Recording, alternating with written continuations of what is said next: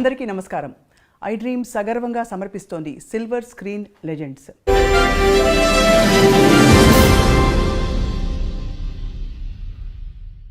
45 సంవత్సరాల తన సినీ ప్రయాణంలో పాడిన పాటలు సంఖ్యాపరంగా తక్కువైనా కూడా ఆణిముత్యాల లాంటి పాటలు పాడారు. అన్ని బాణీలని స్పృశించారు. లాలు దర్వాజా లస్కర్ బోనాల్ పండగ, హుషారైన పాట, జోలా జోలమ్మ జోలా, చలాకీ పాట, మాటే మంత్రము, మంచి రొమాంటిక్ మెలడీ, పిబరే రామరసం, భక్తిరస ప్రధానమైన శాస్త్రీయ బాణి, వేదం అణువణువున నాదం, ఎంతో క్లిష్టమైన శాస్త్రీయ బాణిలో ఉండే పాట. ఇవన్నీ పాడింది మనందరికీ సుపరిచిత గాయని శ్రీమతి ఎస్పి శైలజ.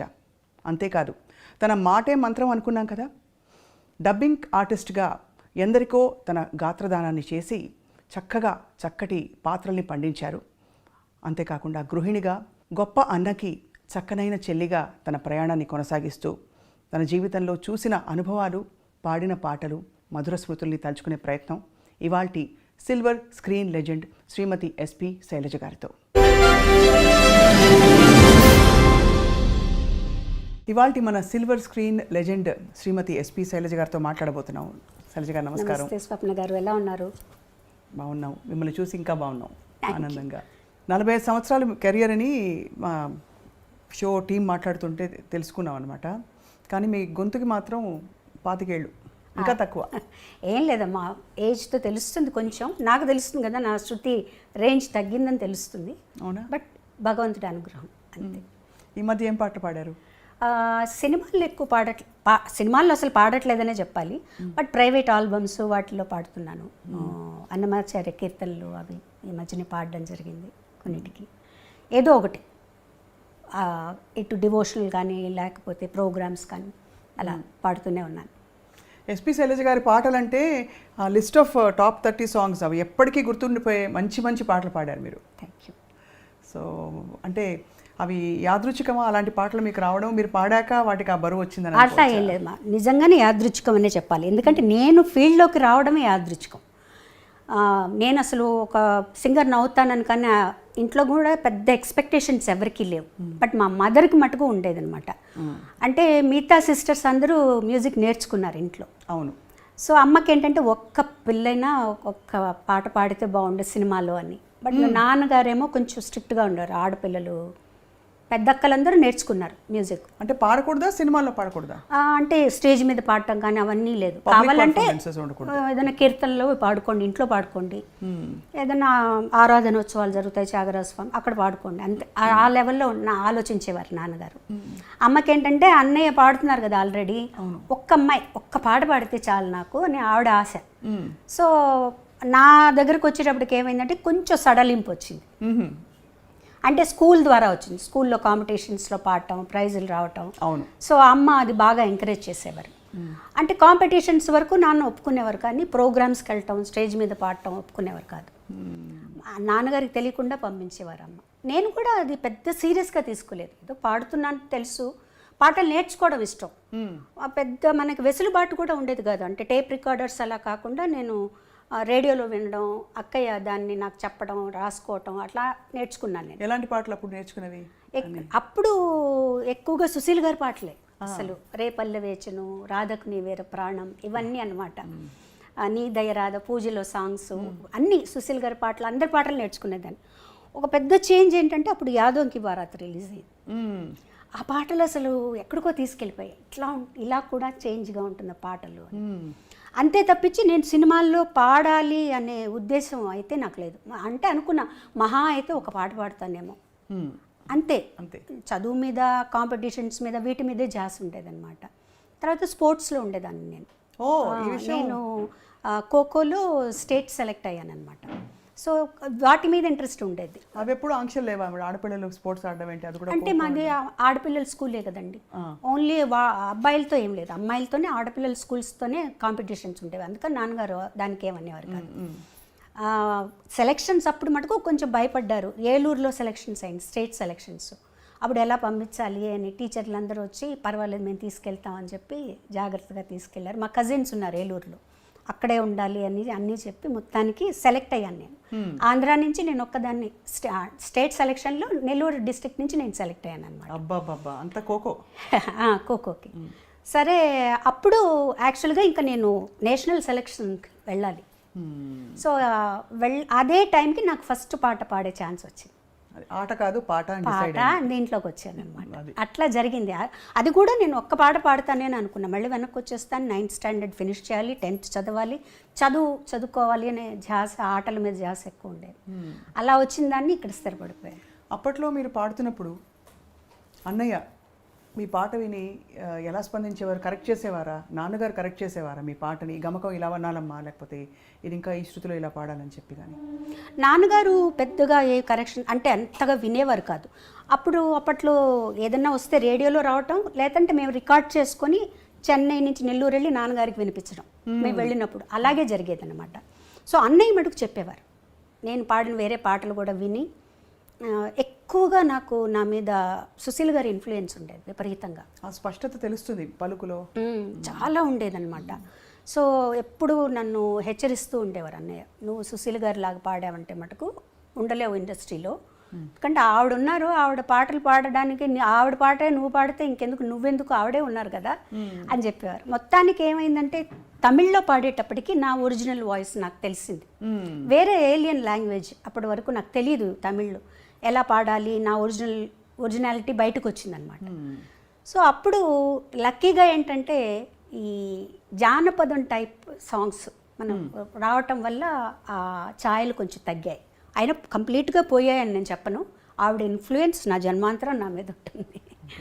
సో అది మటుకు చెప్పేవారు. తర్వాత ఎక్స్ప్రెషన్స్ ఇవ్వాలని చెప్పేవారు. కంపోజ్ చేస్తారు అన్నీ ఓకే, నువ్వేం చేస్తావు దానికి, నీ ఎక్స్ప్రెషన్స్ ఇవ్వాలి ఆ పాటలో. లేకపోతే అక్కడ వాళ్ళు యాక్ట్ చేస్తారు ఓకే, ఆ పాట బ్లాండ్గా ఉందనుకో వాళ్ళు మటుకు ఏం చేస్తారు, ఆ పాట నువ్వు అనుభవించి నువ్వు కూడా కొంచెం నటించాల్సి ఉంటుంది.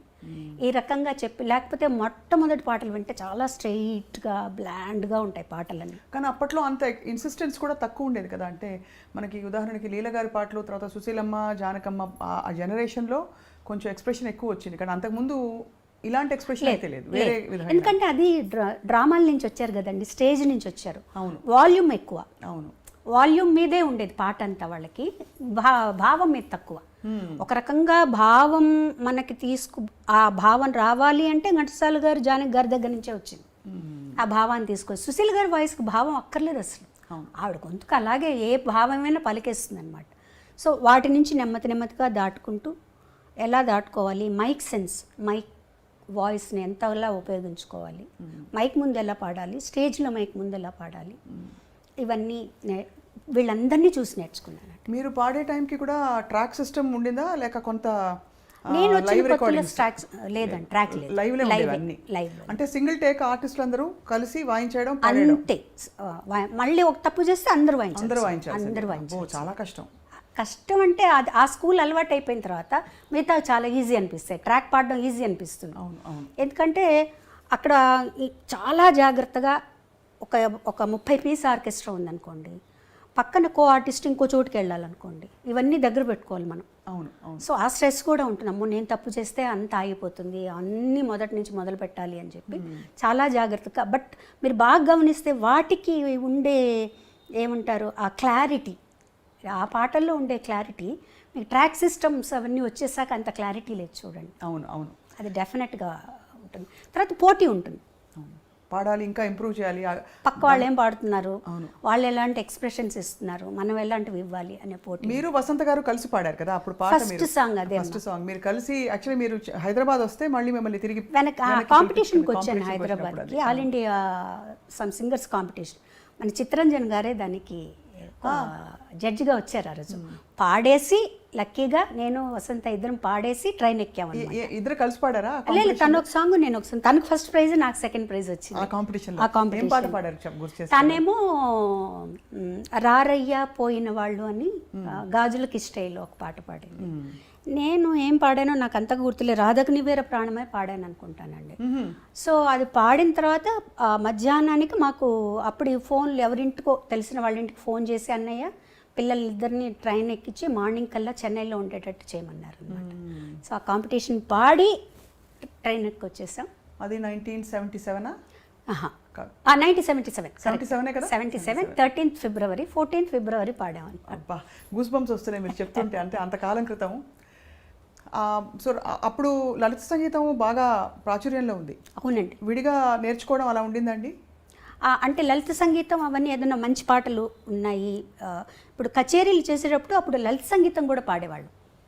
సినిమా పాటలతో పాటు లలిత సంగీతాలు పాడేవాళ్ళం, అందరూ పాడేవాళ్ళు, కో సింగర్స్ అందరూ. సో ఆ లెక్కగా నేర్చుకున్నాను అనమాట కొన్ని పాటలు. ఒక్క పాట గుర్తు చేసుకోగలుగుతారా? ఒక పల్లవి. లలిత సంగీతమా? మీ ఇష్టమైన పాట. లలిత సంగీతం ముఖ్యంగా ఎందుకంటే అది మనకి తరచుగా వినిపించదు. ఇది యాక్చువల్గా నేను పాడే ఈ లలిత సంగీతం ఏంటంటే చాలా ప్రాచుర్యం పొందింది, కానీ ఎవరు రాశారు, ఎవరు కంపోజ్ చేశారని తెలియదు. మా సిస్టర్ రాసింది, తనే కంపోజ్ చేసింది అనమాట. ఇది అప్పుడు డీడీలో వచ్చింది.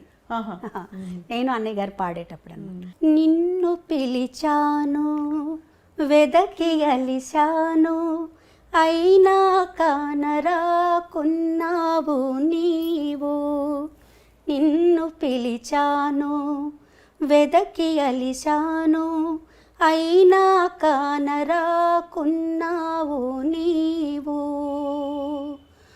మురళిని మ్రోగించు జాలిని చూపించు, మురళిని మ్రోగించు జాలిని చూపించు, నులాలించి పాలించి కరుణ చూపించు, నన్ను లాలించి పాలించి కరుణ చూపించు, నిన్ను పిలిచాను వెదకి అలిశాను అయినా కానరాకున్నావు నీవు. మీరే గుర్తుపెట్టుకున్నారు చక్కగా. ఎంత చక్కటి పాట, ఎలా మర్చిపోతామండి ఈ పాట. మేము పెరుగుతున్నప్పుడు ఈ పాటలన్నీ కూడా వినికిడి మీద చాలా ఇష్టమైన, ఇప్పటికీ ఈ మధ్యలో కూడా టెలికాస్ట్ అవుతుంది. నిత్య సంతోష్ గారు ఫోన్ చేశారు, అది ఎవరు రాశారో కొంచెం చెప్తారా లిరిక్స్ అంటే, మా సిస్టర్ ద్వారా పంపించామన్నమాట అది. సో అలా పాట ప్రయాణం మొదలై మీరు పాటకే ఖోఖో కాదని చెప్పి ఇటు మళ్ళీపోయారు. ఖోఖోని మిస్ అయ్యారా కొంచెం? అయ్యో వెళ్ళి ఆడాలి. డెఫినెట్గా స్కూల్ మిస్ అయ్యాను నేను. అంటే 9th మధ్యలోనే వచ్చేసాను. వచ్చేసిన తర్వాత ఇంకా ఒక తమిళ్లోకి వచ్చేసిన తర్వాత కొంచెం బాగా తమిళ్లో ఎక్కువ బిజీ అయిపోయాను నేను. సో అప్పుడు 9th మధ్యలో ఆపేసి రావాల్సి వచ్చిందనమాట. తర్వాత 10th ప్రైవేట్గా రాసి చదివాను. బట్ ఆ స్కూల్ అట్మాస్ఫియర్, కాలేజ్ అట్మాస్ఫియర్ ఇవేవి తెలియవు నాకు. బట్ ఎలా అయినా డిగ్రీ చేయాలని ఒక ఆశ. అవును. తర్వాత మళ్ళీ ఒక 5 years తర్వాత డిగ్రీ ఫినిష్ చేశారు. శైలజ గారు, మిమ్మల్ని ఎప్పుడు చూసినా అప్పటి నుంచి ఇప్పటిదాకా మీరు పాటలు పాడిన తీరు, ఇప్పుడు లాస్ట్ ఇంటర్వ్యూ మనం చేసినప్పుడు చాలా పద్ధతైన పెంపకం కొట్టొచ్చినట్టు కనిపిస్తుంది. ఎవరి ప్రభావం? అన్నయ్య ప్రభావం లేకపోతే నాన్నగారు అమ్మగారు అలా చెప్పించి? ఎక్కువ చెప్పాలంటే అమ్మగారు, ముగ్గురిది ప్రభావం ఉందండి. ముందు అమ్మగారు ఎంత మనకి స్వాతంత్రం ఇస్తారో అంత స్ట్రిక్ట్గా ఉండేవారు. దాన్ని మీరు ఉపయోగించుకోండి తప్పించి దాన్ని నిరుపయోగం చేసుకోకూడదు. నేను ఇచ్చే స్వాతంత్రాన్ని దాన్ని చక్కగా ఉపయోగించుకోండి, అంతేగాని ఓవర్గా ఇవన్నీ ఉండకూడదు. పద్ధతిగా అలా ఉండాలి. ఉదాహరణకి అంటే కట్టుబొట్టు అలాగా? కట్టుబొట్టు అలాగే అంటే ఎంత అమ్మ అంటే, మేము స్కూల్కి వచ్చాక 2 జడలు వేసుకోవడం స్కూల్లో తప్పనిసరి కాబట్టి వేసుకునేవాళ్ళం. మా అక్కయ్యలు 2 జడలు కూడా వేసుకోకూడదు, 1 జడ వేసుకోవాలి. 2 జడలు కంటే 1 జడ ఇంకా పద్ధతి అలా ఉండేవాళ్ళమాట. మా దగ్గరకు వచ్చినప్పుడు స్కూల్కి కంపల్సరీగా ఇలా కట్టుకొని వెళ్ళాలి, 2 జడలు కట్టుకుని వెళ్ళాలి. సో అది అలవాటు అయిపోయింది, అలా ఉండేది. తర్వాత సినిమాలు కూడా మా అమ్మగారు నాన్నగారు, మా నాన్నగారు అస్సలు సినిమాలు చూడరు, మా అమ్మగారు బయటికి రారు. ఎప్పుడన్నా ఏదన్నా సినిమా బాగుంది అంటే చూసి ఎవరన్నా వచ్చి చెప్తే ఈ సినిమా చూడొచ్చు అంటే మమ్మల్ని పంపించేవాళ్ళు. ఓహో, సినిమాలు చూడడం కూడా.